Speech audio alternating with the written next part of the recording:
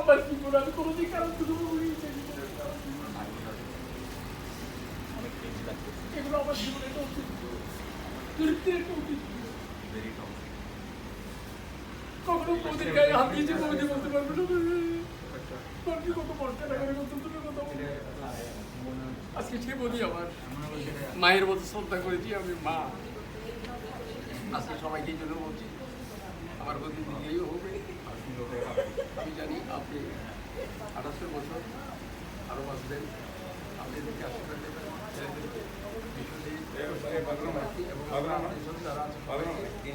আর বিশেষ করে আজকে যারা এসেছে এখানে আপনারা আপনার বদিকে একটু আশীর্বাদ দেবেন শুভেচ্ছা জানাবেন তার শুভকামনা করবেন কারণ আপনারা এসেছেন পুরো প্রাণের টানে এসেছেন কোনো প্রাণ টানে টানে এসেছেন সবাইকে এখানে অনেক মানুষকে বাঁচতে হয়েছে তারা কিন্তু আপনাদেরকে আপন মনে করে আপনাদেরকে আপন মনে করেছে কিন্তু এসেছে আমি বারবার বলছি অনেক মানুষের বলতে পারবো যাই হোক আমি এসছি 5-6 জন আসেন আর কি বলা গেছিল আসেন তো মিটিংয়ে চলে আমি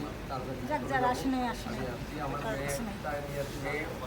অভিযোগ দিল তাকে আমি নিয়ে আসছি আমার মেয়েটাকে মানুষ শিখি সেও চায়না থাকে ব্যারিকেডে যায় তার বাইরে থেকে প্রায় আমার মেয়েটা তাই মনে হচ্ছে তো কতগুলো আন্তর্জাতিক আমাদের তো আপনি জানেন সব কিছু আমাদেরও তো আমাদেরও তো একই অবস্থা আমাদের তো অর্থাৎ সব জায়গার মধ্যে দুঃখ কষ্ট বেদনা নিয়ে আছি আমরা সবাই এই বেদনাগুলো আমারও তো বেদনা অনেক বেদনা একাকিত্ব জীবনের বেদনা কত কষ্ট কত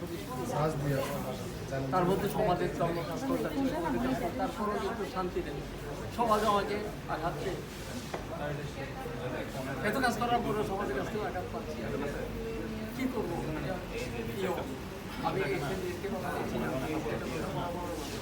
আমি মনে করি যে আমি কোথায় এদিকে যাবো শান্তি পাবো এদিকে যাবো সেদিকে দেখি যে বাঘ বসে আছে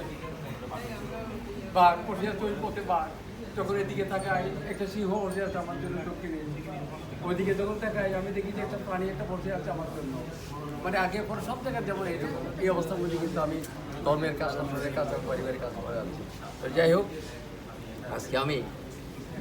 এই জন্মদিনে বদি শুভেচ্ছা শুভকামনা করি অভিনন্দন জানাই এবং আমি উত্তরীয় দিয়ে বদিকে বরণ করে নিয়েছি যেটা পণ্ডিতদের মধ্যে দিয়ে বয়োজ্যেষ্ঠদের সম্মান করে এই উত্তরীয় বদি গ্রহণ করে আমাকে আশীর্বাদ করবেন আমি যাতে সুখী হতে পারি এবং সুস্থ জীবনে যাতে মৃত্যু হইতে পারি দাদার মতো যাতে আমি চলে যেতে পারি আমি আর কিছু